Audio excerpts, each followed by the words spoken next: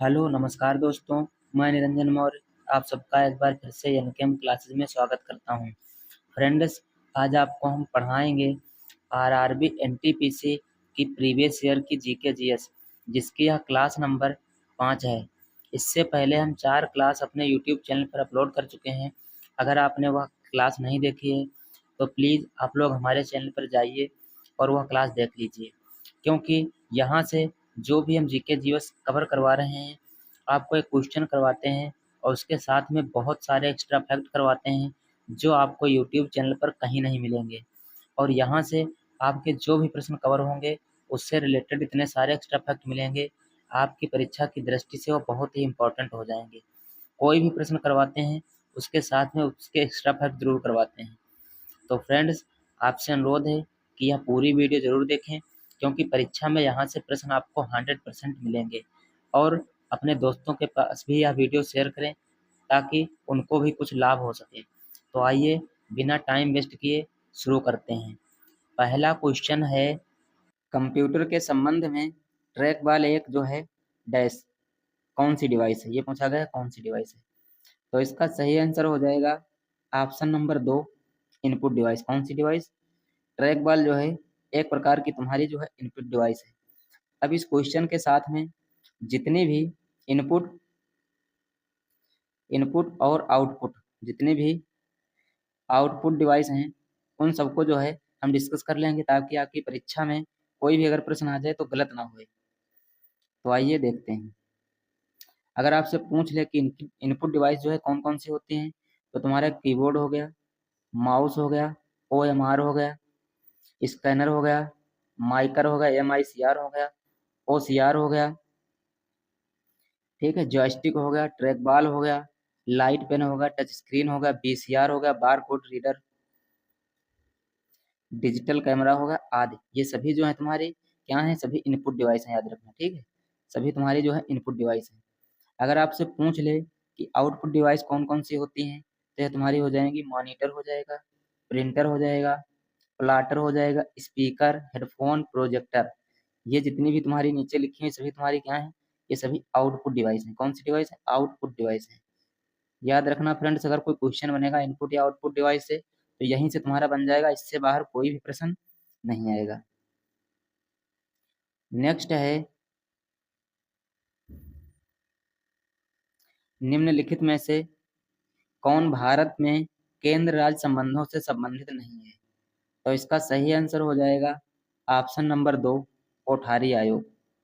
कोठारी आयोग जो है यह केंद्र राज्य से संबंधित नहीं है, ठीक है। तो इसमें से केंद्र राज्य से संबंधित आयोग कौन कौन से हैं? तुम्हारा पंछी आयोग हो जाएगा, राजमन्नार आयोग हो जाएगा, समिति हो जाएगा, सरकारी आयोग। ये तीन जो है तुम्हारे, ये तुम्हारे केंद्र राज्य से संबंधित हैं। और जो कोठारी आयोग है ये तुम्हारा इससे संबंधित नहीं है। अगर आपसे पूछ ले कि यह जो कोठारी आयोग है इसकी ये जो है कब इसका गठन हुआ था, तो इसका गठन हुआ था 1964 में। कब हुआ था? 1964 में। यह जो तुम्हारा है शिक्षा से संबंधित है, पूछ सकता है कोठारी आयोग जो है यह किससे संबंधित है, तो शिक्षा से संबंधित है। अगर आपसे पूछ ले कि सरकारी आयोग का गठन कब हुआ था, तो इसका हुआ था 1983 में। और यह केंद्र राज्य से संबंधित है। किससे संबंधित है? केंद्र राज्य से। नेक्स्ट क्वेश्चन है, दास वंश की स्थापना किसने की थी? तो इसका सही आंसर हो जाएगा ऑप्शन नंबर 1, कुतुबुद्दीन ऐबक। क्या हो जाएगा? कुतुबुद्दीन ऐबक। दास वंश या फिर इसी को कहते हैं गुलाम वंश। क्या कहते हैं? गुलाम वंश। गुलाम वंश की स्थापना जो है की थी कुतुबुद्दीन ऐबक ने। यह जो कुतुबुद्दीन ऐबक था यह मोहम्मद गौरी जो था उसका गुलाम था। किसका था? मोहम्मद गौरी जो था, मोहम्मद गौरी का गुलाम था। ये भी याद रखना।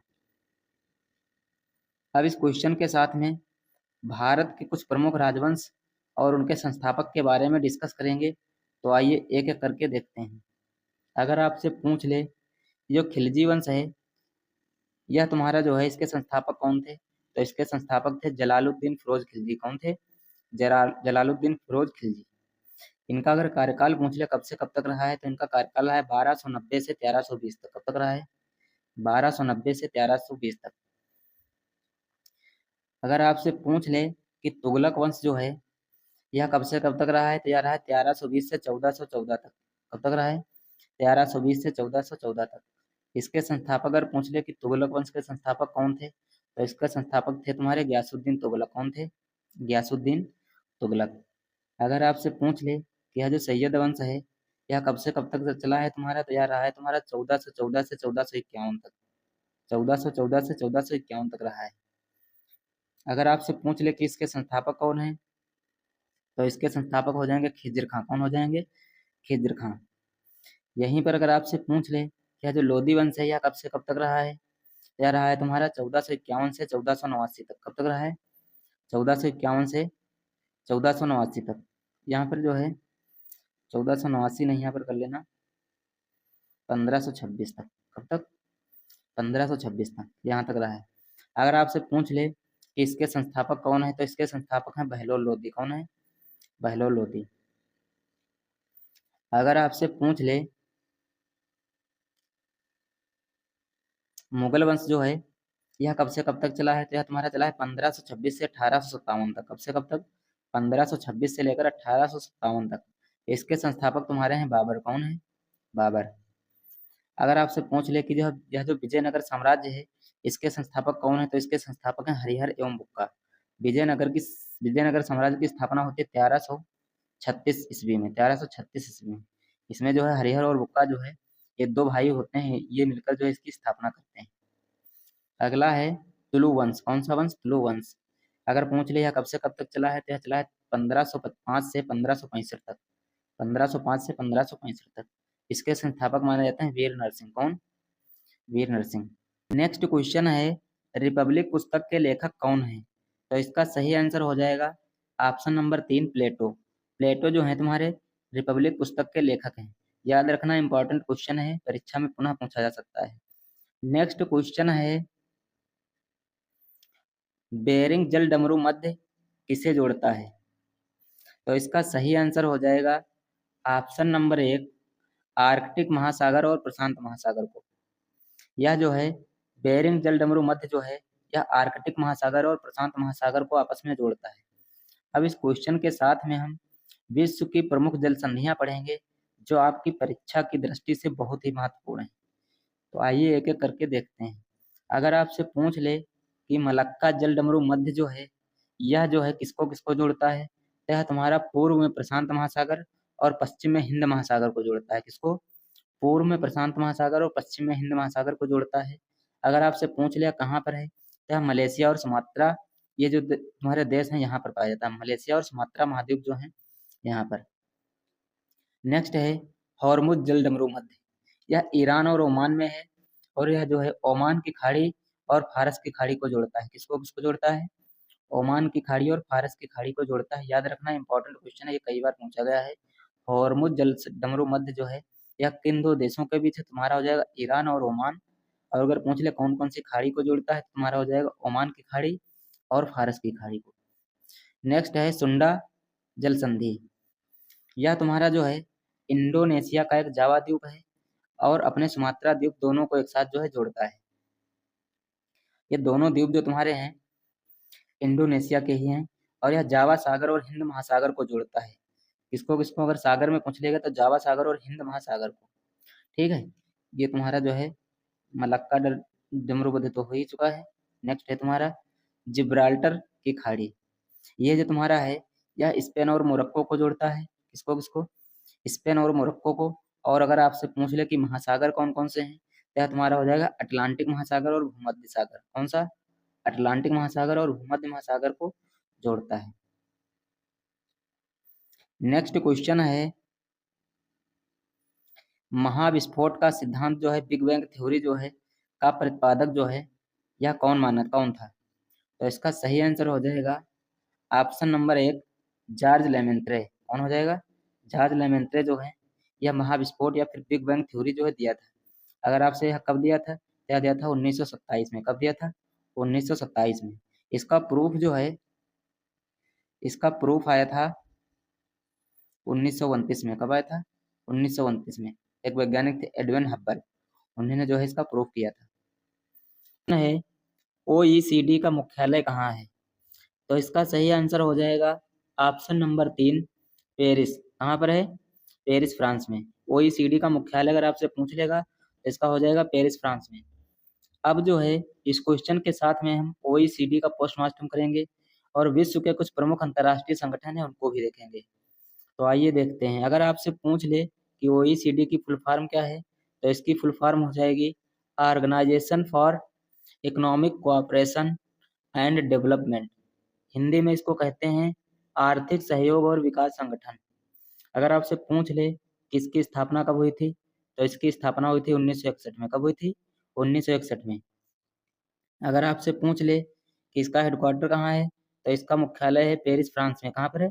Paris France. अगर इसकी राजधानी, अगर इसकी मुद्रा पूछ ले तो हो जाएगी यूरो। क्या हो जाएगी? यूरो। अगर आपसे पूछ ले इसमें कुल कितने देश सदस्य हैं, तो इसमें 38 देश सदस्य हैं। कितने? 38।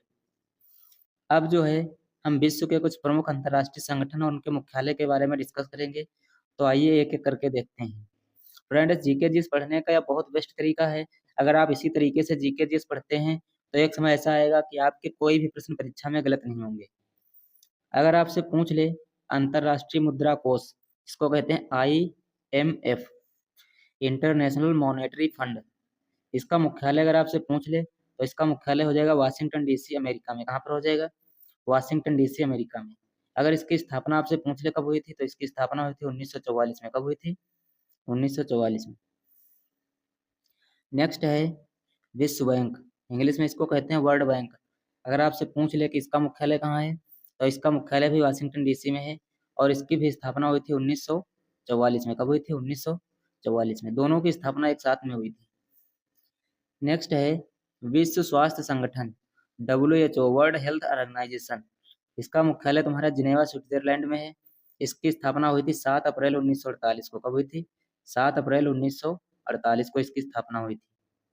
नेक्स्ट है विश्व मौसम विज्ञान संगठन। इसका मुख्यालय अगर आपसे पूछ ले तो इसका मुख्यालय है जिनेवा, स्विट्जरलैंड में। कहाँ पर है? जिनेवा, स्विट्जरलैंड में। अगर आपसे पूछ ले कि विश्व बौद्धिक संपदा संगठन का मुख्यालय कहाँ है, तो इसका मुख्यालय भी जिनेवा, स्विट्जरलैंड में है। और यहीं पर अगर आपसे पूछ ले कि संयुक्त राष्ट्र शैक्षिक, वैज्ञानिक और सांस्कृतिक संगठन, जिसको कहते हैं यूनेस्को, इसका मुख्यालय अगर पूछ ले तो इसका मुख्यालय पेरिस, फ्रांस में।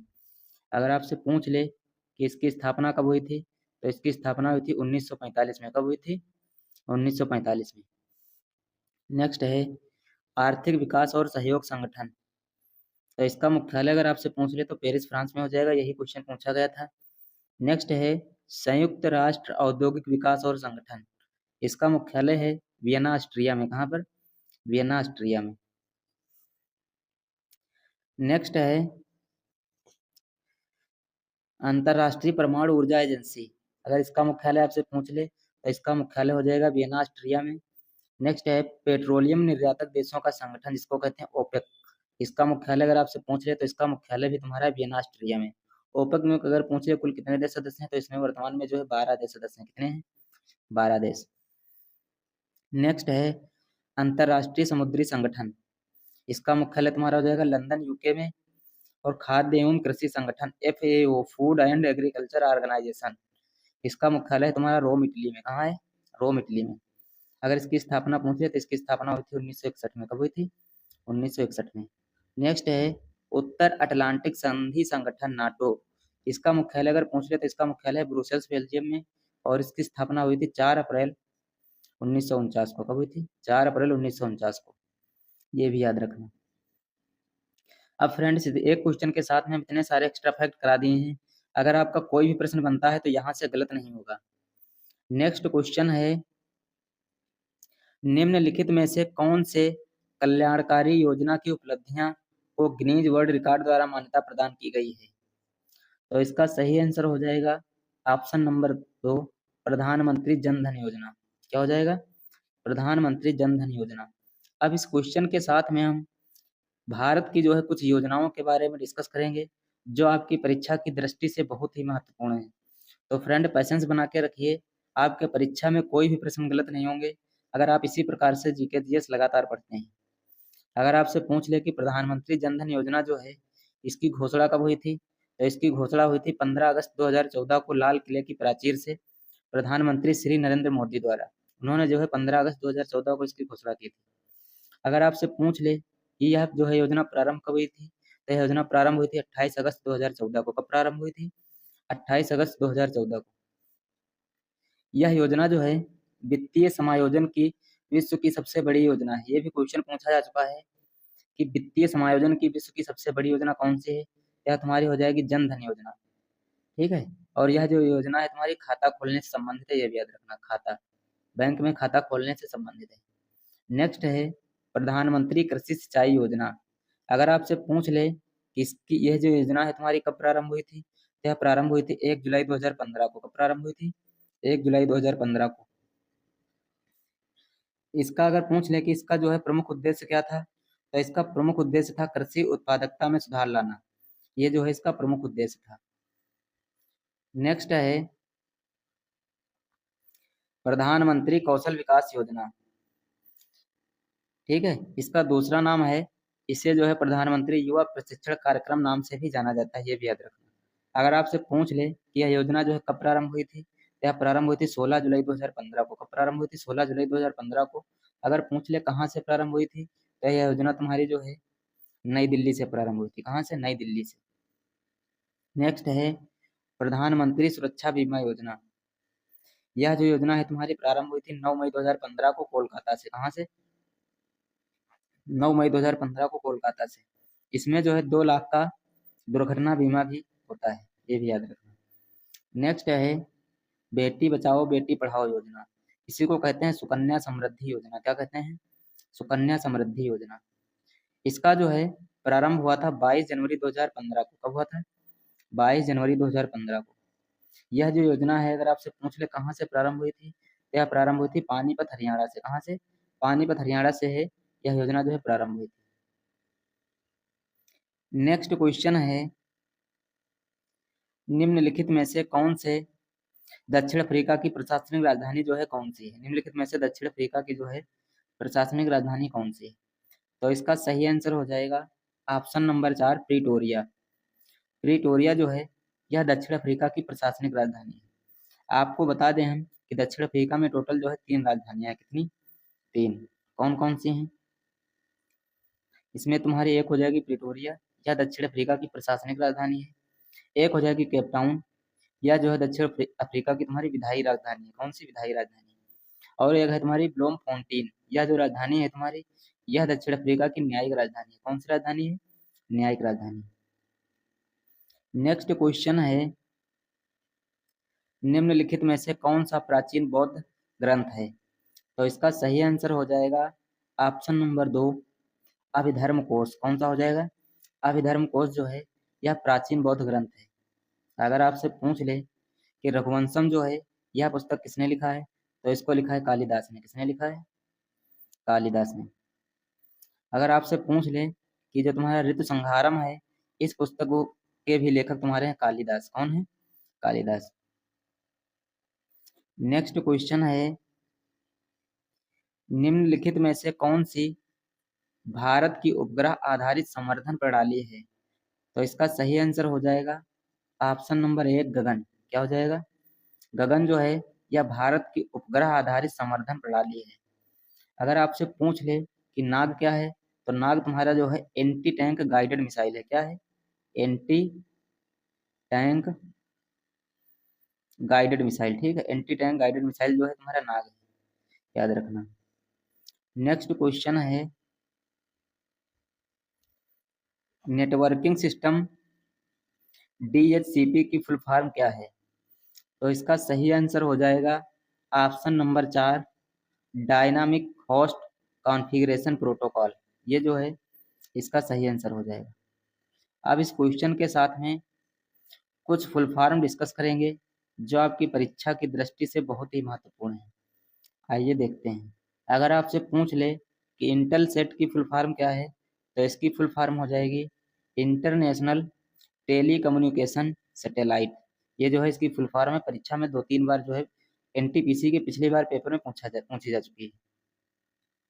अगर आपसे पूछ ले कि ABM की फुल फॉर्म क्या है, तो इसकी फुल फॉर्म हो जाएगी एंटी बैलिस्टिक मिसाइल। क्या हो जाएगा? Anti ballistic missile. अगर आपसे पूछ ले गैट की फुल फॉर्म क्या है, तो इसकी फुल फॉर्म हो जाएगी general agreement on tariff and trade.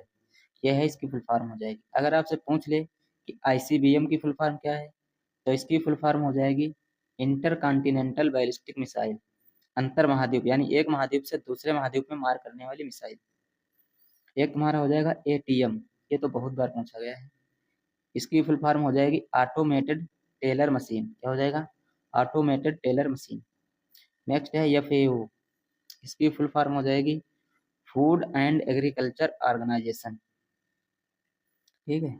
अगला है ASC, इसकी फुल फॉर्म हो जाएगी ऑटोमेटेड क्लियरिंग सिस्टम, ये जो है इसकी फुल फॉर्म हो जाएगी। नेक्स्ट क्वेश्चन है असम और अरुणाचल प्रदेश को जोड़ने वाला भारत का सबसे लंबा सड़क सह रेल पुल कौन सा है? तो इसका सही आंसर हो जाएगा ऑप्शन नंबर 4, बेगी व्हील ब्रिज। कौन सा हो जाएगा? बोगी व्हील ब्रिज जो है इसका सही आंसर हो जाएगा। है 16वें वित्त आयोग के अध्यक्ष कौन बने हैं? हालांकि जब उस समय क्वेश्चन पूछा गया था तो 15वें वित्त आयोग के पूछा गया था। कौन सा? 15वें वित्त आयोग के।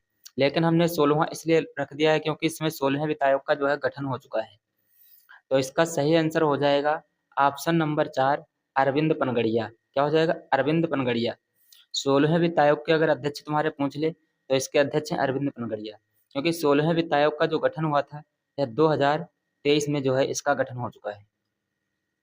अब इस क्वेश्चन के साथ में हम वित्त आयोग से जितने भी एक्स्ट्रा फैक्ट बन सकते हैं उन सबको डिस्कस करेंगे। तो आइए एक एक करके देखते हैं।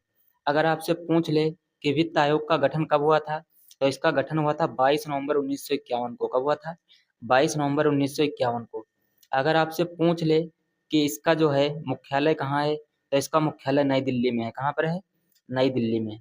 अगर आपसे पूछ ले कि वित्त आयोग जो है, वित्त आयोग या संविधान के किस अनुच्छेद में है, तो संविधान के 280 अनुच्छेद में, ये भी याद रखना।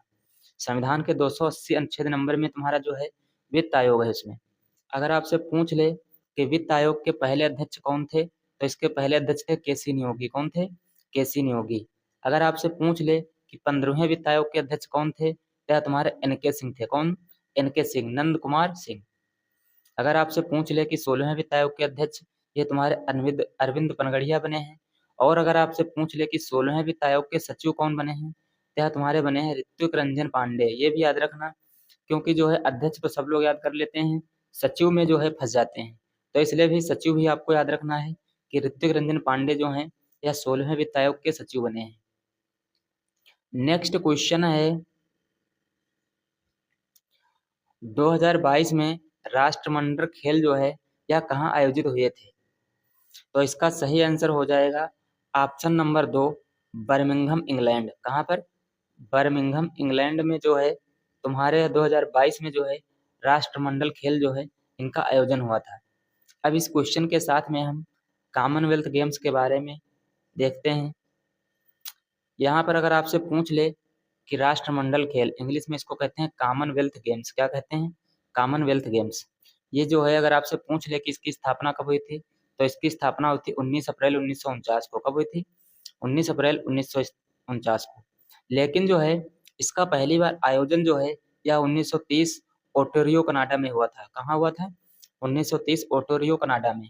अगर पूछ ले कि कॉमनवेल्थ गेम में भारत कब शामिल हुआ था, तो भारत जो है 1934 में शामिल हुआ था। ये भी याद रखना। ये भी पूछ सकता है कि राष्ट्रमंडल खेल जो है भारत ने पहली बार कब खेले थे, तो 1934 में खेला था। ये भी याद रखना। अगर आपसे पूछ ले, क्योंकि इसका जो राष्ट्रमंडल नाम पड़ा है ये डायरेक्ट जो है तुम्हारा 1930 से नहीं पड़ा है, इससे पहले इसके पुराने नाम जो है कुछ और हुआ करते थे। 1930 से 1950 तक इसका जो नाम था वह था ब्रिटिश अंपायर खेल। क्या था? ब्रिटिश अंपायर खेल। 1950 से 66 तक जो है इसका नाम हुआ करता था British Empire and Commonwealth Games. लेकिन उसके बाद में 1978 से इसका नाम बदल कर रख दिया गया कॉमनवेल्थ गेम्स। तब से इसका जो है अब तक नाम जो है कॉमनवेल्थ गेम्स भी है। नेक्स्ट क्वेश्चन है 1 किलोबाइट कितने बाइट के बराबर होता है? तो इसका सही आंसर हो जाएगा ऑप्शन नंबर 2, 1024। 1 किलोबाइट जो है यह 1024 बाइट के बराबर होता है। 1024 बाइट के बराबर। अब इस क्वेश्चन के साथ में हम MB GB KB जो है इन सबका निपटारा कर देंगे, ताकि परीक्षा में आपका कोई भी प्रश्न जो है इससे गलत ना हो पाए। फ्रेंड्स, जीके जीएस पढ़ने का यह सबसे बेस्ट तरीका है, क्योंकि इस क्वेश्चन के साथ में आपको उन सब सारे फैक्ट जो है पढ़ने को मिल जाते हैं जो आपको कहीं नहीं मिलेंगे। तो आइए देखते हैं। अगर आपसे पूछ ले कि 0 1 जो बिट होते हैं इनको क्या कहते हैं, तो इनको कहते हैं बाइनरी डिजिट। क्या कहते हैं? Binary digit. अगर आपसे पूछ ले कि 4 बिट जो है ये किसके बराबर होता है, तो 1 निब्बल के बराबर होता है। किसके बराबर होता है? 1 निब्बल के बराबर। अगर आपसे पूछ ले कि 8 बिट जो है यह किसके बराबर होता है, तो 1 बाइट के बराबर होता है। किसके बराबर? 1 बाइट के बराबर। फ्रेंड्स, यह जो प्रश्न है यह बहुत बार एग्जाम में पूछे गए हैं, तो आप लोग जो है इनको नोट करके रखिएगा। अगर आपसे पूछ ले कि 1024 बाइट जो है यह किसके बराबर होता है, या 1000 या 1 केबी के बराबर होता है। किसके बराबर? 1 केबी के बराबर। अगर आपसे पूछ ले कि 1 केबी जो है यह किसके बराबर होता है, तो 1024 केबी जो है यह 1 एमबी के बराबर होता है। किसके बराबर होता है? 1 एमबी के बराबर। अगर आपसे पूछ ले कि 1024 एमबी जो है यह किसके बराबर होता है, तो यह तुम्हारा होता है 1 जीबी के बराबर, 1 गीगाबाइट के बराबर। अगर आपसे पूछ ले कि 1024 जीबी जो है यह किसके बराबर होता है, तो यह तुम्हारा होता है 1 टीबी के बराबर, 1 टेराबाइट। किसके? 1 टेराबाइट के बराबर, या 1 टेराबाइट के बराबर होता है। अगर आपसे पूछ ले कि 1024 टेराबाइट जो है यह किसके बराबर होता है, तो यह 1 पीबी के बराबर होता है, यानी 1 पेटाबाइट के बराबर होता है। अगर आपसे पूछ ले कि 1024 पीबी जो है यह किसके बराबर होता है, तो 1 ईबी के बराबर होता है। इसको कहते हैं एक्जाबाइट, 1 एक्जाबाइट के बराबर होता है। अगर आपसे पूछ ले कि 1024 ईबी जो है यह किसके बराबर होता है, तो तुम्हारा एक जीबी के बराबर, 1 जेडबी के बराबर होता है, 1 जेडबी। इसको कहते हैं जेट्टाबाइट, 1 जेट्टाबाइट के बराबर होता है। अगर आपसे पूछ ले कि 1024 जेट्टाबाइट जो है यह किसके बराबर होता है, तो यह तुम्हारा बराबर होता है 1 योट्टाबाइट के। किसके? 1 योट्टाबाइट के बराबर होता है। नेक्स्ट क्वेश्चन है, भारत में निर्मित प्रथम नाभिकीय रिएक्टर कौन सा है? तो इसका सही आंसर हो जाएगा ऑप्शन नंबर 2, अप्सरा। कौन सा? अप्सरा। यहाँ पर जो है प्रश्न में पूछा गया है प्रथम भारतीय नाभिकीय रिएक्टर। क्या पूछा गया है? प्रथम भारतीय नाभिकीय रिएक्टर, तो तुम्हारा अप्सरा हो जाएगा। यहीं पर अगर आपसे पूछ लेता कि प्रथम प्रथम भारतीय परमाणु ऊर्जा संयंत्र, क्या पूछता है? परमाणु ऊर्जा संयंत्र, तो इसका आंसर तुम्हारा हो जाता तारापुर परमाणु ऊर्जा संयंत्र। क्या हो जाता? तारापुर परमाणु ऊर्जा संयंत्र। ये जो है भारत का प्रथम परमाणु ऊर्जा संयंत्र था, तारापुर। लेकिन नाभिकीय रिएक्टर अगर पूछेगा तो अप्सरा ऑप्शन में लगाना है। इसका जो तारापुर है ये 1969 में जो है इसका गठन हुआ था। अब इस क्वेश्चन के साथ में जो भी एक्स्ट्रा फैक्ट बन सकते हैं उन सबको डिस्कस करेंगे। अगर आपसे पूछ ले कि इसका निर्माण कब हुआ था, तो इसका निर्माण हुआ था 4 अगस्त 1956 को। कब निर्माण हुआ था? 4 अगस्त 1956 को। अप्सरा भारत की पहली नाभिकीय रिएक्टर थी। अगर आपसे पूछ ले कि इसका उद्घाटन कब हुआ था, तो इसका उद्घाटन जो है 20 जनवरी 1957 को, उस समय भारत के प्रधानमंत्री श्री पंडित जवाहरलाल नेहरू ने इसका जो है उद्घाटन किया था। और यह जो है तुम्हारा भाभा परमाणु अनुसंधान केंद्र ट्राम्बे परिसर में जो है बनाया गया था। ये भी क्वेश्चन पूछ सकता है, अप्सरा जो है इसका निर्माण कहाँ पर हुआ था, तो इसका निर्माण हुआ था भाभा परमाणु अनुसंधान केंद्र ट्राम्बे परिसर में। ये भी याद रखना है। अब जो है अगर आपसे पूछ ले कि भारत के प्रमुख परमाणु ऊर्जा संयंत्र कौन कौन से हैं, तो आपसे पूछ लेगा, तो पहला अगर पूछ लेगा भारत का परमाणु ऊर्जा संयंत्र कौन सा है, यह तारापुर परमाणु ऊर्जा संयंत्र है। इसकी स्थापना 1969 में हुई थी और कहाँ पर है? महाराष्ट्र में है। यह जो है भारत का प्रथम है, अमेरिका की सहायता से जो है लगाया गया था। अगर आपसे पूछ ले कि कलपक्कम परमाणु ऊर्जा संयंत्र जो है इसकी स्थापना कब हुई थी, तो इसकी स्थापना हुई थी 1984 में, और यह कहाँ पर है? तमिलनाडु में है।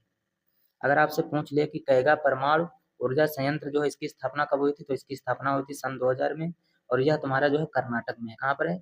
कैगा कर्नाटक। इस प्रकार से याद रखना, कैगा कर्नाटक। अगर आपसे पूछ ले कि नरौरा परमाणु ऊर्जा संयंत्र जो है यह कहाँ पर है, तो यह उत्तर प्रदेश में है। कहाँ पर? उत्तर प्रदेश में। और इसकी स्थापना जो हुई थी यह 1991 में हुई थी। कब हुई थी? 1991 में। अगर आपसे पूछ ले कि काकरापार परमाणु ऊर्जा संयंत्र कहाँ पर है, तो तुम्हारा गुजरात में है। काकरापार कहाँ पर है? गुजरात में। इसकी स्थापना जो हुई थी यह 1993 में हुई थी। कब हुई थी? 1993 में। अगर आपसे पूछ ले कि राजस्थान परमाणु ऊर्जा संयंत्र जो है यह कहाँ पर है, तो तुम्हारा कोटा राजस्थान में। कहाँ पर है? कोटा राजस्थान में। अगर इसकी स्थापना पूछ लेता, तुम्हारी इसकी स्थापना हुई थी 1973 में। कब हुई थी? 1973 में। नेक्स्ट है, अगर आपसे पूछ ले कि कुंडनकुलम नाभिकीय ऊर्जा संयंत्र जो है यह कहाँ पर है, तो यह तुम्हारा तमिलनाडु में। कहाँ पर है? तमिलनाडु में। इसकी स्थापना कब हुई थी? इसकी स्थापना हुई थी 2011 में। यह भारत का जो है नवीनतम भी परमाणु ऊर्जा संयंत्र है, नवीनतम। ये भी पूछ सकता है भारत का नवीनतम परमाणु ऊर्जा संयंत्र कौन सा है, तो कुंडनकुलम नाभिकीय परमाणु ऊर्जा संयंत्र है। यह जो है रूस की सहायता से लगा था। किसकी सहायता से? रूस की। ये भी क्वेश्चन पूछा गया है कि कुंडनकुलम जो परमाणु ऊर्जा संयंत्र है किसकी सहायता से लगाया गया, तो यह तुम्हारा रूस की सहायता से लगाया गया। इसकी क्षमता जो है 2000 मेगावाट है। कितनी है? 2000 मेगावाट। यह भारत का सबसे बड़ा परमाणु ऊर्जा संयंत्र भी है। इसलिए तुम्हारा जो कुंडनकुलम है ये वेरी वेरी इंपॉर्टेंट है। इससे कई क्वेश्चन बन चुके हैं अब तक। नेक्स्ट क्वेश्चन है, निम्नलिखित में से किस प्राणी जगत के अंतर्गत, किसे प्राणी जगत के अंतर्गत जो है वर्गीकृत किया जाता है, तो इसका सही आंसर हो जाएगा ऑप्शन नंबर 2, मेट्रोजोआ को। मेट्रोजोआ जो है इनको प्राणी जगत के अंतर्गत जो है वर्गीकृत किया जाता है। नेक्स्ट क्वेश्चन है, निम्नलिखित में से कौन सा 2014 में भारत का 29वां राज्य बना था, तो इसका सही आंसर हो जाएगा ऑप्शन नंबर 2, तेलंगाना। तेलंगाना जो है यह जो है 2014 में भारत का 29वां राज्य बना था। अब इस क्वेश्चन के साथ में भारत के कुछ प्रमुख राज्य हैं उनका गठन देखेंगे कब हुआ था। अगर पूछ ले तेलंगाना जो है इसका गठन अगर पूछेगा तो 2 जून 2014 को हुआ था। और यह जो है आंध्र प्रदेश से अलग होकर भारत का 29वां राज्य बना था। आंध्र प्रदेश से अलग होकर भारत का 29वां राज्य बना था। अगर आपसे पूछ ले कि उत्तराखंड का गठन कब हुआ था, तो इसका गठन हुआ था 9 नवंबर सन 2000 को। कब हुआ था? 9 नवंबर सन 2000 को। और यह जो है उत्तर प्रदेश से अलग होकर भारत का 27वां राज्य बना था। कौन सा राज्य? भारत का 27वां राज्य। अगर आपसे पूछ ले कि झारखंड का गठन कब हुआ था, तो इसका गठन हुआ था 15 नवंबर सन 2000 को। कब हुआ था? 15 नवंबर सन 2000 को। और यह जो है बिहार से अलग होकर भारत का 28वां राज्य बना था। कौन सा राज्य? 28वां राज्य। अगर आपसे पूछ ले कि यह जो सिक्किम है इसका गठन कब हुआ था, तो इसका गठन हुआ था 26 अप्रैल 1975 को। कब हुआ था? 26 अप्रैल 1975 को। लेकिन यह जो है 35वें संविधान संशोधन द्वारा 1974 में भारत का संयुक्त राज्य बनाया गया था। पहले बार जो है क्वेश्चन ये भी पूछा जा चुका है कि सिक्किम को किस संविधान संशोधन के द्वारा संयुक्त राज्य बनाया गया था, तो हो जाएगा आंसर तुम्हारा 35वां संविधान संशोधन 1974। लेकिन जो है अगले वर्ष 36वां संविधान संशोधन होता है 1975 में। इसको जो है पूर्ण राज्य का दर्जा जो है दे दिया जाता है। ये भी क्वेश्चन कई बार पूछा गया है कि सिक्किम को पूर्ण राज्य का दर्जा किस संविधान संशोधन के तहत दिया गया, तो तुम्हारा हो जाएगा 36वां संविधान संशोधन 1975। वेरी वेरी इंपॉर्टेंट क्वेश्चन है, याद रखना। नेक्स्ट क्वेश्चन है, 7E परियोजना का संबंध निम्नलिखित में से किससे है, तो इसका सही आंसर हो जाएगा ऑप्शन नंबर 3, शिक्षा से संबंध। किससे हो जाएगा? इसका जो संबंध है शिक्षा से संबंध है। याद रखना यह उस समय का करंट अफेयर का क्वेश्चन है, जो है इसका संबंध हो जाएगा शिक्षा से। नेक्स्ट क्वेश्चन है, भारत का कौन सा राज्य सोने का सबसे बड़ा उत्पादक राज्य है, तो इसका सही आंसर हो जाएगा ऑप्शन नंबर 4, कर्नाटक। कर्नाटक जो है यह भारत का सबसे बड़ा सोने का उत्पादक राज्य है। अब इस क्वेश्चन के साथ में हम खनिज उत्पादन में भारत के प्रमुख राज्य देखेंगे, किनका किनका स्थान जो है वह पहले स्थान पे है, किस किस खनिज उत्पादन में। तो आइए देखते हैं। अगर आपसे पूछ ले कि कोयला में पहला राज्य जो है कौन सा है भारत का, तो तुम्हारा हो जाएगा छत्तीसगढ़। कोयला में तुम्हारा टॉप पर छत्तीसगढ़ हो जाएगा। अगर आपसे पूछ ले कि हीरा उत्पादन में भारत का कौन सा राज्य पहले नंबर पे है, तो तुम्हारा हो जाएगा मध्य प्रदेश। कौन सा? मध्य प्रदेश। अगर आपसे पूछ ले कि तांबा उत्पादन में कौन सा राज्य भारत का पहले स्थान पे है, क्या तुम्हारा हो जाएगा मध्य प्रदेश। कौन सा हो जाएगा? मध्य प्रदेश। अगर आपसे पूछ ले कि लौह एस के उत्पादन में भारत का कौन सा राज्य पहले स्थान पे है, तुम्हारा उड़ीसा हो जाएगा। कौन सा हो जाएगा? उड़ीसा।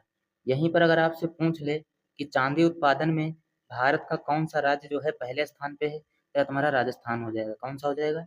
राजस्थान। अगर आपसे पूछ ले कि कच्चे तेल के उत्पादन में जो है कौन सा राज्य पहले स्थान पे है, तो राजस्थान हो जाएगा। कौन सा हो जाएगा? राजस्थान। अगर आपसे पूछ ले कि प्राकृतिक गैस के उत्पादन में कौन सा राज्य पहले स्थान पे है, तो हो जाएगा असम। कौन सा हो जाएगा? असम। अगर आपसे पूछ ले कि बॉक्साइट के उत्पादन में कौन सा राज्य पहले स्थान पे है, तो तुम्हारा उड़ीसा हो जाएगा। कौन सा हो जाएगा? उड़ीसा। यहीं पर अगर आपसे पूछ ले कि अभ्रक के उत्पादन में कौन सा राज्य पहले स्थान पे है, तो तुम्हारा झारखंड हो जाएगा। और जो है ये भी याद रखना, अभ्रक के उत्पादन में अगर देश पूछ ले देश, तो देश तुम्हारा हो जाएगा भारत। अभ्रक के उत्पादन में तुम्हारा भारत देश जो है यह पहले स्थान पे है। अगर आपसे पूछ ले कि यूरेनियम के उत्पादन में कौन सा राज्य पहले स्थान पे है, तो तुम्हारा हो जाएगा आंध्र प्रदेश। कौन सा राज्य हो जाएगा? आंध्र प्रदेश। अगर पूछ ले क्रोमाइट के उत्पादन में कौन सा राज्य, तो तुम्हारा उड़ीसा हो जाएगा। कौन सा हो जाएगा? उड़ीसा। अगर आपसे पूछ ले कि मोनोजाइट के उत्पादन में कौन सा राज्य है, तो यह केरल जो है, केरल राज्य पहले स्थान पे है। मोनोजाइट जो है यह थोरियम के भंडार होते हैं। किसके भंडार होते हैं? थोरियम के भंडार होते हैं, जो केरल राज्य में जो है बहुत ज्यादा पाए जाते हैं। भारत जो है इसके उत्पादन में पहले स्थान पर भी है। नेक्स्ट क्वेश्चन है, विशिष्टाद्वैत दर्शन के संस्थापक कौन थे? तो इसका सही आंसर हो जाएगा ऑप्शन नंबर 4, रामानुजाचार्य। कौन सा हो जाएगा? Option number 4, Ramanujacharya. ये क्वेश्चन जो है इंपॉर्टेंट क्वेश्चन है, फिर से पूछा जा सकता है। शिष्टाद्वैत दर्शन के संस्थापक कौन थे? तो रामानुजाचार्य जो है इसका सही आंसर हो जाएगा। नेक्स्ट क्वेश्चन है, निम्नलिखित में से कौन से राज्य में विधान परिषद नहीं है?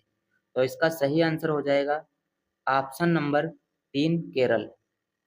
केरल राज्य जो है यहाँ पर विधान परिषद नहीं है। कौन सा नहीं है? विधान परिषद।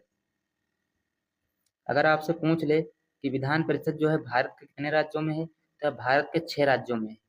कौन कौन से 6 राज्यों में है? तो आइए देखते हैं। अगर आपसे पूछ ले कि विधान परिषद की जो स्थापना है यह संविधान के 169वें अनुच्छेद में है। किसमें है? 169वें अनुच्छेद में। और जो है भारत में कुल इस समय वर्तमान में 28 राज्य हैं, जिनमें से 6 राज्यों में जो है तुम्हारी विधान परिषद है। कौन कौन से 6 राज्य हैं? आंध्र प्रदेश में है, कर्नाटक में है, तेलंगाना में है, महाराष्ट्र में, बिहार में है और उत्तर प्रदेश में है। अगर यहाँ पर पूछ ले विधान परिषद में सर्वाधिक सीटों की संख्या कहाँ है, तो तुम्हारे उत्तर प्रदेश में यह टोटल जो है 100 सीट है। कितनी सीट है? 100 सीट है। वर्तमान में जो है आंध्र प्रदेश जो है विधान परिषद की मांग कर रहा है कि हमारे यहाँ से जो है खत्म कर दिया जाए। और एक राज्य है जो पश्चिम बंगाल। कौन सा है? पश्चिम बंगाल। ये जो है विधान परिषद की मांग कर रहा है कि हमारे यहाँ जो है विधान परिषद शामिल कर ली जाए। नेक्स्ट क्वेश्चन है, 1912 में सिविल सेवाओं के संबंध में रॉयल कमीशन के गठन के समय वायसराय कौन था? तो इसका सही आंसर हो जाएगा ऑप्शन नंबर 4, लॉर्ड हार्डिंग। कौन हो जाएगा? Lord Hardinge. अब इस क्वेश्चन के साथ में हम हार्डिंग से संबंधित जितने भी प्रश्न बन सकते हैं उन सबको डिस्कस करेंगे। इसलिए फ्रेंड्स आपसे कहते हैं, फिर से कह रहे हैं कि यह क्लास जो है आप पेपर के टाइम तक नहीं छोड़िए, क्योंकि यहाँ से प्रश्न आपको परीक्षा में 100% मिलेंगे। अगर आपसे पूछ ले हार्डिंग जो है इसका कार्यकाल कब से कब तक रहा है, या 1910 से 1916 तक भारत में जो है वायसराय रहा था। अगर आपसे पूछ ले कि 1911 में जो है 1911 में ही इसी के समय बंगाल विभाजन जो है रद्द हुआ था। कब रद्द हुआ था? 1912 में। अगर आपसे पूछ ले कि दिल्ली जो है, दिल्ली भी इसी के समय 1911 में भारत की राजधानी बनने की घोषणा होती है और 1912 में जो है दिल्ली भारत की राजधानी जो है बन जाती है। ये भी याद रखना। और 23 दिसंबर 1912 को हार्डिंग बम कांड होता है, जिसमें भाई बाल मुकुंद को जो है फांसी की सजा होती है। हालांकि इनके साथ में और कई लोगों को जो फांसी की सजा हो जाती है, लेकिन मुख्य रूप से जो होते हैं तुम्हारे बम कांड में भाई बाल मुकुंद ही होते हैं। अगर आपसे पूछ ले, इन्हीं के समय में 15 जुलाई 1913 को गदर पार्टी की स्थापना होती है। इसकी स्थापना करते हैं लाला हरदयाल और इसकी स्थापना होती है सैन फ्रांसिस्को यूएसए में। कहाँ होती है? सैन फ्रांसिस्को यूएसए में जो है इसकी स्थापना होती है। ये भी याद रखना। फ्रेंड्स ये वीडियो बनाने में बहुत ही मेहनत लगती है, क्वेश्चन ढूंढने में, तो आप लोग जो है वीडियो ज़्यादा से ज़्यादा लोगों के पास शेयर जरूर करें और जो है उन लोगों से चैनल सब्सक्राइब करने को भी कहें। नेक्स्ट क्वेश्चन है, महावीर स्वामी का मूल नाम क्या था? तो इसका सही आंसर हो जाएगा ऑप्शन नंबर 1, वर्धमान। क्या नाम था? वर्धमान। फ्रेंड्स अब इस क्वेश्चन के साथ में महावीर स्वामी से जितने भी एक्स्ट्रा फैक्ट बन सकते हैं उन सबको डिस्कस करेंगे। इसके अलावा जो है आपका कोई भी प्रश्न अब गलत नहीं होगा यहाँ से। अगर आपसे पूछ ले कि जैन धर्म के संस्थापक कौन थे, तो इसके संस्थापक थे ऋषभ देव। इन्हीं का नाम होता है, दूसरा नाम होता है आदिनाथ। यह जैन धर्म के प्रथम तीर्थंकर भी थे। यही जो है जैन धर्म के संस्थापक माने जाते हैं। अगर आपसे पूछ ले कि 22वें नंबर के संस्थापक 22वें नंबर के कौन थे तीर्थंकर, 22वें तीर्थंकर तो तुम्हारे थे अरिष्टनेमी। कौन थे? अरिष्टनेमी। यह जो थे, कहा जाता है कि यह भगवान श्री कृष्ण के समकालीन थे। किसके? भगवान श्री कृष्ण के समकालीन थे। 23वें नंबर के तीर्थंकर तुम्हारे थे पार्श्वनाथ, और जो है 24वें व अंतिम तीर्थंकर तुम्हारे थे महावीर स्वामी। कौन थे? महावीर स्वामी। 24वें व अंतिम तीर्थंकर महावीर स्वामी थे। ये क्वेश्चन बहुत बार पूछा गया परीक्षा में कि जैन धर्म के अंतिम तीर्थंकर कौन थे, तो तुम्हारे थे महावीर स्वामी। अगर आपसे पूछ ले कि महावीर स्वामी का जन्म कब हुआ था, तो इनका जन्म हुआ था 599 बीसी, कुंडलपुर, वैशाली बिहार में। कहाँ हुआ था? वैशाली बिहार में। अगर आपसे पूछ ले कि इनके पिता का क्या नाम था, तो इनके पिता का नाम था सिद्धार्थ। क्या नाम था? सिद्धार्थ। इनकी माता का नाम अगर पूछ ले तो इनकी माता का नाम था त्रिशला। क्या था? त्रिशला। अगर आपसे पूछ ले कि इनकी पत्नी का क्या नाम था, तो इनकी पत्नी का नाम था यशोदा। क्या नाम था? यशोदा। यहीं पर अगर आपसे पूछ ले कि महावीर स्वामी जो हैं, इनके बचपन का क्या नाम था, तो इनके बचपन का नाम था वर्धमान। क्या नाम था? वर्धमान। यही तुम्हारा क्वेश्चन में पूछा गया था, वर्धमान। तो इसके अलावा इससे रिलेटेड जितने भी क्वेश्चन हैं वो सभी करवाए दे रहे हैं कि परीक्षा में कोई भी प्रश्न यहाँ से बन सकता है। अगर आपसे पूछ ले कि महावीर स्वामी जो है, इन्होंने गृह त्याग कब किया था, तो इन्होंने अपनी 30 वर्ष की आयु में जो है घर को छोड़ दिया था। अगर आपसे पूछ ले कि इनको ज्ञान की प्राप्ति कितने वर्ष की तपस्या करने के बाद हुई थी, तो इनको ज्ञान की प्राप्ति हुई थी 12 वर्ष की तपस्या करने के बाद में। 12 वर्ष की कठिन तपस्या के बाद में जो है इनको ज्ञान की प्राप्ति हुई थी। ये भी आपसे पूछ सकता है कि इनको ज्ञान की प्राप्ति कहाँ पर हुई थी, तो इनको ज्ञान की प्राप्ति हुई थी ऋजुपालिका नदी के तट पर। कहाँ पर हुई थी? ऋजुपालिका नदी के तट पर साल वृक्ष के नीचे जो है इनको ज्ञान की प्राप्ति हुई थी। ज्ञान की प्राप्ति के बाद में, उससे पहले इनका नाम हुआ करता था वर्धमान। क्या हुआ करता था? वर्धमान। ज्ञान की प्राप्ति के बाद में ये जो है महावीर कहलाए। क्या कहलाए? महावीर। अगर पूछ ले आपसे इन्होंने जो अपने उपदेश हैं किस भाषा में दिए हैं, तो इन्होंने अपने उपदेश जो दिए हैं प्राकृत भाषा में दिए। किसमें दिए हैं? प्राकृत भाषा, या फिर इसको कहते हैं अर्धमगधी भाषा में जो है अपने उपदेश दिए हैं। अगर आपसे पूछ ले कि इनकी मृत्यु कब हुई थी, तो इनकी मृत्यु हुई थी 527 बीसी में। कब हुई थी? 527 बीसी, पावापुरी राजगिरी राजगीर बिहार में जो है इनकी मृत्यु हुई थी। इन्होंने जो है त्रिरत्न दिए थे, उनका नाम था सम्यक दर्शन, सम्यक ज्ञान, सम्यक आचरण। ये जो है त्रिरत्न थे। अगर बौद्ध धर्म के त्रिरत्न पूछेगा तो उसमें हुआ करते थे बौद्ध, धम्म और संघ। उनके 3 ये त्रिरत्न थे, बौद्ध, धम्म और संघ। इनके जो तुम्हारे हैं वो है सम्यक दर्शन, सम्यक ज्ञान, सम्यक आचरण। इनसे संबंधित एक पुस्तक है, उसका नाम है कल्पसूत्र पुस्तक। इसको अगर पूछ ले किसने लिखा है, तो इसको लिखा है भाद्रबाहु ने। किसने लिखा है? भाद्रबाहु ने। ये जो भाद्रबाहु है, यह चंद्रगुप्त मौर्य के दरबार में रहते थे, और यह पुस्तक जो है महावीर स्वामी से संबंधित है। ठीक है, ये भी याद रखना। क्वेश्चन है, जोजिला टनल प्रोजेक्ट कहाँ स्थित है, तो इसका सही आंसर हो जाएगा ऑप्शन नंबर 1, जम्मू और कश्मीर। कहाँ हो जाएगा? जम्मू कश्मीर में। अब फ्रेंड्स, इस क्वेश्चन के साथ में हम भारत के जितने भी दर्रे हैं उन सबको डिस्कस करेंगे। परीक्षा में यहाँ से जो भी प्रश्न आएगा तो आपका यहीं से कवर हो जाएगा। इसके अलावा आपको कहीं से पढ़ने की जरूरत नहीं पड़ेगी। अगर आपसे पूछ ले कि काराकोरम जो दर्रा है यह कहाँ पर है, तो यह तुम्हारे लद्दाख क्षेत्र में। कहाँ पर है? लद्दाख में। अगर आपसे पूछ ले कि बनिहाल दर्रा जो है यह कहाँ पर है, तो यह तुम्हारा जम्मू कश्मीर में है, और यह जो है भारत का सबसे छोटा दर्रा भी है। कौन सा? बनिहाल दर्रा। अगर आपसे पूछ ले कि सिपकीला दर्रा जो है यह कहाँ है, तो यह तुम्हारा हिमाचल प्रदेश में। कहाँ पर है? हिमाचल प्रदेश में। और यह दर्रा जो है आपका, यह भारत और चीन की सीमा पर भी स्थित है। ये भी याद रखना। अगर आपसे पूछ ले कि रोहतांग दर्रा जो है यह कहाँ पर है, तो यह तुम्हारा हिमाचल प्रदेश में है। कहाँ पर है? हिमाचल प्रदेश में। अगर आपसे पूछ ले कि बड़ा लाचा दर्रा जो है यह कहाँ पर है, तो यह हिमाचल प्रदेश के लाहौल जिले को जो है लेह से जोड़ता है। कहाँ पर? हिमाचल प्रदेश में है यह।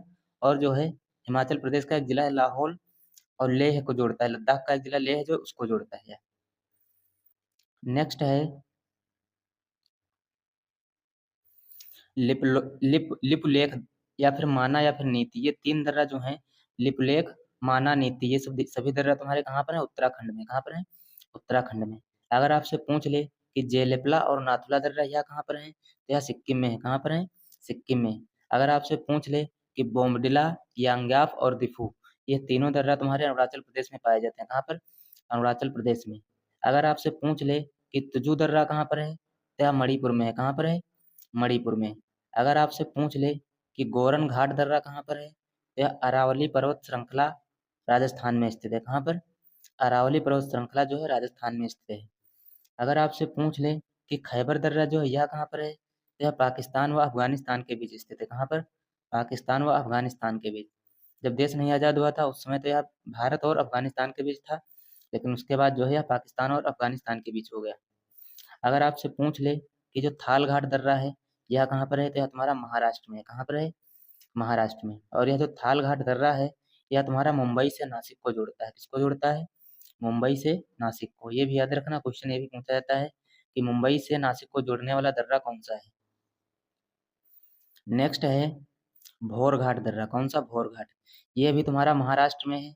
कहाँ पर है? महाराष्ट्र में। और यह दर्रा जो तुम्हारा है यह मुंबई से पुणे को जोड़ता है। किसको जोड़ता है? मुंबई से पुणे को। अगला है पाल घाट दर्रा। यह कहाँ पर है? यह तुम्हारा केरल में है। कहाँ पर है? केरल में। और यह दर्रा जो है यह कोयम्बटूर को कोचीन से जोड़ता है। किसको जोड़ता है? कोयम्बटूर को कोचीन से जोड़ता है। नेक्स्ट क्वेश्चन है निम्नलिखित में से कौन अकशेरुकी प्राणियों में शामिल नहीं है? तो इसका सही आंसर हो जाएगा ऑप्शन नंबर 4 सरीसृप। यह जो सरीसृप है यह तुम्हारा अकशेरुकी प्राणी नहीं है, बल्कि यह तुम्हारा जो है कशेरुकी प्राणी है। कैसा? कशेरुकी प्राणी है, कशेरुकी प्राणी। ठीक है, इसको याद रखना। बाकी अगर अकशेरुकी प्राणियों की बात करें तो इसमें मोलस्का हो जाएगा, एरेक्निड हो जाएगा, कीट हो जाएगा। ये सभी तुम्हारे जो हैं अकशेरुकी प्राणियों में आते हैं। अब अगर आपसे पूछ ले कि अकशेरुकी प्राणी हैं उन वो किन प्राणियों को कहा जाता है, तो यह जो तुम्हारे हैं अकशेरुकी जो प्राणी हैं उन प्राणियों को कहते हैं जिनमें मेरुदंड नहीं होता है और ना ही किसी अवस्था में मेरुदंड जो है विकसित होता है। यानी इनमें जो है रीढ़ की हड्डी नहीं होती है। वो सभी जानवर तुम्हारे अकशेरुकी प्राणी में आते हैं। जैसे कि कीट हो गए तुम्हारे, केकड़ा हो गए, झींगा हो गया, घोंघा हो गया तुम्हारा, ऑक्टोपस हो गया, स्टारफिश हो गया, आदि हैं। ऑक्टोपस के बारे में एक बात और याद रखना, इसका जो कलर होता है नीला होता है। कैसा होता है? इसका जो है इसके खून का रंग जो होता है वह नीला होता है। ठीक है, ये भी क्वेश्चन पूछा गया है। ऐसा कौन सा तुम्हारा जो है अकशेरुकी प्राणी है जिसका जो है खून का रंग नीला होता है? तुम्हारा ऑक्टोपस का होता है, याद रखना। अगर आपसे पूछ ले कि कशेरुकी प्राणी कौन कौन होते हैं, तो ये तुम्हारे वे होते हैं जिनमें शरीर में मेरुदंड होता है। ठीक है, ये सभी तुम्हारे होते हैं कशेरुकी प्राणी। अगर आपसे पूछ ले तो कौन कौन है इसमें, तो तुम्हारा पक्षी हो जाएगा, सरीसृप वर्ग हो जाएगा, मनुष्य हो जाएगा, आदि जो हैं ये सभी जो होते हैं कशेरुकी प्राणी होते हैं। नेक्स्ट क्वेश्चन है सौर मंडल का प्रेक्षण और अध्ययन करने हेतु भारत के वैज्ञानिक मिशन को क्या कहा जाता है? तो इसका सही आंसर हो जाएगा ऑप्शन नंबर 2 आदित्य L1। सौर मंडल के अध्ययन करने के लिए भारत ने जो मिशन भेजा है उसका उसका नाम है आदित्य L1। अगर आपसे पूछ ले यह किस सैटेलाइट से भेजा गया है, तो यह जो तुम्हारा है PSLV C57 से भेजा गया। किससे? PSLV C57 से भेजा गया है। अब इस क्वेश्चन के साथ में हम भारत के जो प्रमुख मिशन हैं उन सबको डिस्कस करेंगे। परीक्षा में अगर कोई प्रश्न बनेगा तो यहाँ से आपका प्रश्न जो है गलत नहीं होगा। अगर आपसे पूछ ले कि जो तुम्हारा MOM है मार्स ऑर्बिटल मिशन, इसको मंगलयान भी कहते हैं। अगर आपसे पूछ लिया कब लॉन्च हुआ था, तो 5 नवंबर 2011 को लॉन्च हुआ था। कब लॉन्च हुआ था? 5 नवंबर 2011 को। अगर आपसे पूछ ले कि यह किस रॉकेट से लॉन्च हुआ था, तो यह लॉन्च हुआ था तुम्हारा PSLV XL-C25 से। किससे? PSLV XL-C25 से। और जो है यह मंगलयान पर पहुंचने वाला भारत जो है चौथा देश है तुम्हारा। कौन सा देश? चौथा देश। ठीक है। अगर आपसे पूछ ले कि चंद्रयान जो है चंद्रयान 1 जो है यह कब लॉन्च हुआ था, तो यह लॉन्च हुआ था 22 अक्टूबर 2008 को। कब लॉन्च हुआ था? 22 अक्टूबर 2008 को। अगर आपसे पूछ ले कि किस रॉकेट से लॉन्च हुआ था, तो यह तुम्हारा लॉन्च हुआ था PSLV C11 से। यहाँ पर एस कर लो, PSLV C11 से। ठीक है। अगर आपसे PSLV की फुल फॉर्म पूछ ले तो इसकी फुल फॉर्म हो जाएगी पोलर सैटेलाइट लॉन्च व्हीकल। ये जो है इसकी फुल फॉर्म हो जाएगी। नेक्स्ट है अगर आपसे पूछ ले कि यह जो चंद्रयान 2 है यह कब लॉन्च हुआ था, यह लॉन्च हुआ था 22 जुलाई 2019 को। कब लॉन्च हुआ था? 22 जुलाई 2019 को। अगर आपसे पूछ ले कि यह किस रॉकेट से लॉन्च हुआ था, तो यह तुम्हारा लॉन्च हुआ था GSLV MK3 एमोन रॉकेट से। इसको जो है बाहुबली रॉकेट भी कहते हैं। क्या कहते हैं? बाहुबली रॉकेट भी कहते हैं। ठीक है। और जो है अगर GSLV की फुल फॉर्म पूछ ले तो इसकी फुल फॉर्म हो जाएगी जियो सिंक्रोनस लॉन्च व्हीकल। क्या हो जाएगी? जियो सिंक्रोनस लॉन्च व्हीकल। यह जो मिशन है भारत का मिशन जो है फेल हो गया था। ठीक है। अगर आपसे पूछ ले कि यह जो चंद्रयान 3 है, चंद्रयान 3 इसको कब लॉन्च किया गया था, तो इसको लॉन्च किया गया था 14 जुलाई 2023 को। कब लॉन्च हुआ था? 14 जुलाई 2023 को। अगर आपसे पूछ ले कि यह किस रॉकेट से लॉन्च हुआ था, तो यह तुम्हारा लॉन्च हुआ था LVM-3M4 रॉकेट से। ठीक है।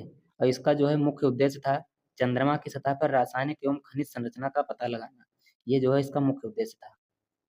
अगर आपसे पूछ ले कि जो तुम्हारा मिशन आदित्य 11 है, इसको सूर्ययान भी कहते हैं।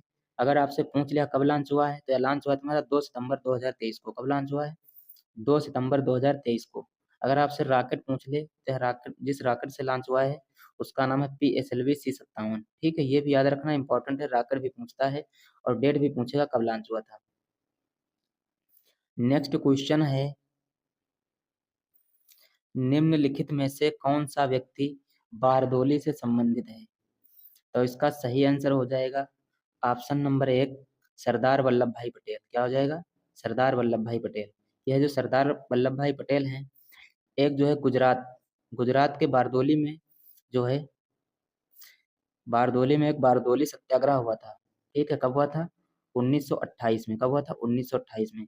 तो बारदोली जो सत्याग्रह था, उस सत्याग्रह का नेतृत्व कर रहे थे सरदार वल्लभ भाई पटेल। वैसे इनका नाम हुआ करता था वल्लभ भाई पटेल। और यहाँ की बारदोली की जो महिलाएं थी, क्योंकि ये जो है नेतृत्व कर रहे थे, तो इनको जो है सरदार की उपाधि दी थी। किसकी उपाधि दी थी? सरदार की उपाधि। ये भी क्वेश्चन पूछा था कि जो है इनको सरदार की उपाधि किसने दी थी, तो बारदोली की महिलाओं द्वारा जो है इनको सरदार की उपाधि दी गई थी। ये भी याद रखना। नेक्स्ट क्वेश्चन है, निम्नलिखित में से कौन सा एक अजैविक घटक नहीं है? तो इसका सही आंसर हो जाएगा ऑप्शन नंबर 4 हरा पौधा। हरा पौधा जो है यह अजैविक घटक नहीं है, बल्कि यह तुम्हारा एक जैविक घटक है। कैसा घटक है? जैविक घटक। यह भी याद रखना, हरा पौधा जो तुम्हारा है यह जैविक घटक है। बाकी सूर्य का प्रकाश हो गया, जल हो गया, मृदा हो गया, ये सभी तुम्हारे अजैविक घटक होते हैं। अगर आपसे पूछ ले कि अजैविक घटक क्या होते हैं, तो ये वे भौतिक व रासायनिक कारक होते हैं जो जीवित प्राणियों पर उनके जीवन के किसी भी चरण में असर डालते हैं। उन्हें पारिस्थितिकी कारक भी कहते हैं। अजैविक घटकों के कुछ उदाहरण जो तुम्हारे हैं कि वो हैं जैसे पानी हो गया, मिट्टी हो गया, हवा हो गया, तापमान हो गया, प्रकाश, नमी, खारापन, बारिश, अक्षांश, ऊंचाई। ये सभी तुम्हारे जो हैं अजैविक घटक हैं। कौन से घटक हैं? अजैविक घटक हैं। फ्रेंड्स, इसमें से जो तुम्हारा जैविक घटक पूछ चुका है, तो तुम्हारे अजैविक घटक भी पूछ सकता है। तो इन सभी प्रश्नों को आप जो है नोट करते चलिए, ताकि परीक्षा में कोई भी प्रश्न आए तो यहीं से तुम्हारा हो जाए, गलत ना हो। अगर आपसे पूछ ले कि जैविक घटक कौन कौन से होते हैं, तो ये तुम्हारे वे होते हैं जो पारिस्थितिकी तंत्र के अंदर जीवित रहते हैं। जैसे कि यह जो तुम्हारा है जो पारिस्थितिकी तंत्र के अंदर जीवित रहते हैं, जैसे पौधे हो गए, जानवर हो गए, बैक्टीरिया हो गया, ये सभी तुम्हारे होते हैं जैविक घटक। नेक्स्ट क्वेश्चन है,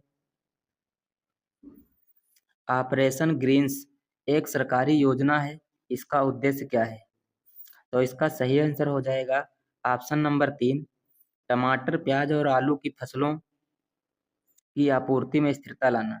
ये उस समय का हो सकता है 2019 में, जो 2020 में पेपर हुआ था एनटीपीसी का, तो हो सकता है तुम्हारा करंट का क्वेश्चन हो। ठीक है। तो याद रखना ऑपरेशन ग्रीन्स जो है इससे ये तुम्हारा संबंध है टमाटर, प्याज और आलू की फसलों की आपूर्ति में स्थिरता लाना। ये तुम्हारा जो है इसका आंसर हो जाएगा।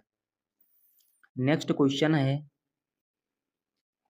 निम्नलिखित में से कौन सी एक उपधातु है? तो इसका सही आंसर हो जाएगा ऑप्शन नंबर 3 सिलिकॉन। सिलिकॉन जो है यह तुम्हारी जो है एक उपधातु है। अगर सिलिकॉन के बारे में पूछे तो इसका प्रतीक होता है SI, और इसका अगर परमाणु क्रमांक पूछ ले तो परमाणु क्रमांक जो होता है इसका होता है तुम्हारा 14। कितना होता है? 14। सिलिकॉन का परमाणु क्रमांक 14 होता है, और यह तुम्हारा जो है इसका प्रतीक SI होता है। अगर आपसे पूछ ले कि आवर्त सारणी में जो तुम्हारे हैं कुल 118 तत्व हैं, कितने तत्व हैं? आवर्त सारणी में कुल जो है 118 तत्व हैं, जिनमें से उपधातुओं की संख्या कितनी है? 7 है। कितनी है? 7 है। अगर आप जो है 118 तत्व नहीं याद कर सकते हो तो कम से कम 7 तत्व तो याद ही कर लीजिए, क्योंकि परीक्षा में यहाँ से प्रश्न बहुत बार-बार बनते हैं। ठीक है?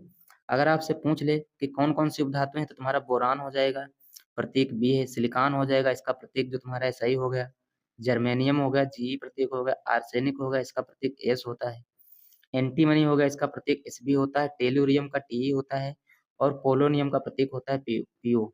ये तुम्हारी 7 जो है उपधातुएं हैं, इनको याद रखना।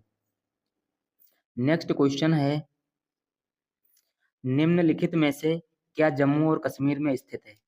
तो इसका सही आंसर हो जाएगा ऑप्शन नंबर 4, दाचीगम राष्ट्रीय उद्यान। यह जो दाचीगम राष्ट्रीय उद्यान है, यह तुम्हारा जम्मू और कश्मीर में स्थित है। फ्रेंड्स, अब इस क्वेश्चन के साथ में हम भारत के कुछ जो है प्रमुख नेशनल पार्कों को डिस्कस करेंगे। तो आइए एक एक करके देखते हैं। सबसे पहले हम देखते हैं कि जम्मू कश्मीर के नेशनल पार्क कौन कौन से हैं। तो अगर आपसे पूछ ले कि यह जो जम्मू कश्मीर के नेशनल पार्क हैं, तो तुम्हारा एक सलीम अली नेशनल पार्क है, यह तुम्हारा जम्मू कश्मीर में है। और जो सलीम अली नाम पड़ा है, यह कैसे पड़ा, ये भी प्रश्न पूछा गया है कि सलीम अली नेशनल पार्क जो है किसके नाम पर रखा गया है। तो एक तुम्हारे थे भारतीय पक्षी वैज्ञानिक सलीम अली, इन्हीं के नाम पर जो है सलीम अली नेशनल पार्क नाम रखा गया। एक तुम्हारा नेशनल पार्क है जम्मू कश्मीर का दाचीगम नेशनल पार्क, और तुम्हारा यहाँ का एक नेशनल पार्क है काजीनाग और किश्तवाड़ नेशनल पार्क। ये 4 जो नेशनल पार्क हैं, ये तुम्हारे जम्मू और कश्मीर में है। ठीक है? अगर आपसे पूछ ले कि हेमिस नेशनल पार्क है, यह कहाँ पर है, तो यह तुम्हारा लद्दाख में है। और यह जो नेशनल पार्क है, भारत का सबसे बड़ा नेशनल पार्क भी है। क्वेश्चन परीक्षा में कई बार पूछा जा चुका है कि भारत का सबसे बड़ा नेशनल पार्क कौन सा है, तो तुम्हारा हो जाएगा हेमिस नेशनल पार्क। कौन सा? हेमिस नेशनल पार्क जम्मू कश्मीर में है। और यह जो नेशनल पार्क है, दुनिया भर में हिम तेंदुओं के लिए प्रसिद्ध है।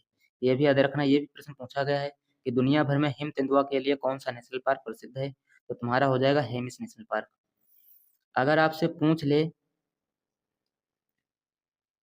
कि जो वाल्मीकि नेशनल पार्क है, यह कहाँ पर है, तो यह तुम्हारा बिहार में स्थित है। कहाँ पर है? बिहार में। बिहार में भी अगर पूछ ले तो यह तुम्हारा चंपारण जिला में है। कहाँ पर है? चंपारण जिला में है। ठीक है? और यह नेशनल पार्क जो है तुम्हारा गंडक नदी के पड़ोस में है। कहाँ पर? गंडक नदी के किनारे स्थित है। और यह जो नेशनल पार्क है, भारत नेपाल सीमा पर स्थित है, ये भी याद रखना। भारत नेपाल सीमा पर स्थित है। अगला है कालेश्वर नेशनल पार्क, यह तुम्हारा हरियाणा में है। कहाँ पर है? हरियाणा में। और यह एक ऐसा नेशनल पार्क है जो 3 राज्यों से सीमा साझा करता है। कौन-कौन से राज्य से? एक होगा हिमाचल प्रदेश, उत्तराखंड और जो तुम्हारा यूपी होगा। इन 3 राज्यों से सीमा जो है यह साझा करता है। अगला तुम्हारा नेशनल पार्क है सुल्तानपुर नेशनल पार्क। यह भी तुम्हारा कहाँ है? यह भी हरियाणा में स्थित है। तो फ्रेंड्स, जितने भी नेशनल पार्क हैं, ये very very important national park हैं, सभी को याद रखना। नेक्स्ट तुम्हारा है महान साहित्यिक कृति मृच्छकटिकम के लेखक कौन है? तो इसका सही आंसर हो जाएगा ऑप्शन नंबर 2, शूद्रक। तो महान साहित्यिक कृत जो मृच्छकटिकम है, इसके लेखक हैं तुम्हारे शूद्रक। अब इस प्रश्न के साथ में हम प्राचीन साहित्य की जितनी भी महत्वपूर्ण पुस्तकें हैं, उन सबको डिस्कस करेंगे। तो आइए एक एक करके देखते हैं। अगर आपसे पूछ ले कि यह जो अष्टध्यायी पुस्तक है, इसको किसने लिखा है, तो इसको लिखा है पाणिनि ने। किसने लिखा है? पाणिनि ने। और यह जो तुम्हारी पुस्तक है, यह संस्कृत शास्त्र की प्रथम पुस्तक भी है। क्वेश्चन कई बार पूछा जा चुका है कि संस्कृत की प्रथम पुस्तक कौन सी है, तो यह तुम्हारी हो जाएगी अष्टध्यायी। अगर आपसे पूछ ले कि मेघदूतम जो पुस्तक है, इसके लेखक कौन है, तो इसके लेखक हैं कालिदास। अगर पूछ ले कि नागानंद के लेखक कौन है, तो इसके लेखक हर्षवर्धन हो जाएंगे। यहीं पर अगर आपसे पूछ ले कि रत्नावली पुस्तक के लेखक कौन है, तो इसके लेखक भी हर्षवर्धन हो जाएंगे। बृहत संहिता के लेखक अगर पूछ ले, तो इसके लेखक हो जाएंगे वराहमिहिर। और अगर आपसे पूछ ले कि सूर्य सिद्धांत के लेखक कौन है, तो इसके लेखक हो जाएंगे आर्यभट्ट। कौन हो जाएंगे? आर्यभट्ट। अगर आपसे पूछ ले कि गीत गोविंद के लेखक कौन है, तो इसके लेखक हो जाएंगे जयदेव। अगर आपसे पूछ ले कि राज तरंगिणी के लेखक कौन है, तो इसके लेखक हो जाएंगे कल्हड़। कौन हो जाएंगे? कल्हड़। अगर आपसे पूछ ले कि नाट्य शास्त्र के लेखक कौन है, तो इसके लेखक हो जाएंगे भरत मुनि। कौन हो जाएंगे? भरत मुनि। फ्रेंड्स, यह जितनी भी पुस्तकें हैं, बहुत ही महत्वपूर्ण पुस्तकें हैं। तो आप लोग जो है इनको नोट कर लीजिए और याद करते रहिए। अगर आपसे पूछ ले कि मिलिंद पन्हो जो है, इसके लेखक कौन है, तो इसके लेखक हो जाएंगे नागसेन। यहीं पर अगर आपसे पूछ ले कि महाभाष्य के लेखक कौन है, तो यह तुम्हारे पतंजलि हो जाएंगे। बुद्ध चरित्र के लेखक तुम्हारे अश्वघोष हो जाएंगे। और मुद्रा राक्षस के लेखक तुम्हारे विशाखदत्त हैं। ऋतु संहारम के लेखक कालिदास हैं और प्रियदर्शिका के लेखक हर्षवर्धन है। कौन है? हर्षवर्धन। अगर आपसे पूछ ले कि पंचतंत्र के लेखक कौन है, तो इसके लेखक हैं विष्णु शर्मा और प्रयाग प्रशस्ति के लेखक तुम्हारे हरिशेन हैं। कौन है? हरिसेन। अगर आपसे पूछ ले कि कथा सरित सागर जो पुस्तक है, इसके लेखक कौन है, तो इसके लेखक हो जाएंगे सोमदेव। कौन हो जाएंगे? सोमदेव। नेक्स्ट पुस्तक है इंडिका। कौन सी? इंडिका। अगर इसके लेखक पूछ ले तो इसके लेखक हो जाएंगे मेगस्थनीज। यह जो मेगस्थनीज था, यह तुम्हारा चंद्रगुप्त मौर्य के दरबार में आया था। ठीक है, 305 ईसा पूर्व में। अगर आपसे पूछ ले कि अभिज्ञान शकुंतलम के लेखक कौन है, तो इसके लेखक हो जाएंगे कालिदास। कौन हो जाएंगे? कालिदास। अगर आपसे पूछ ले कि कुमार संभवम के लेखक कौन है, तो इसके लेखक भी हो जाएंगे कालिदास। यहीं पर अगर आपसे पूछ ले कि पंच सिद्धांत के लेखक कौन है, तो इसके लेखक हो जाएंगे वराहमिहिर। कौन हो जाएंगे? वराहमिहिर। फ्रेंड्स, अगर यह वीडियो पसंद आई है तो अपने दोस्तों के पास इसको जो है जरूर शेयर करें और चैनल सब्सक्राइब करने को भी कहें।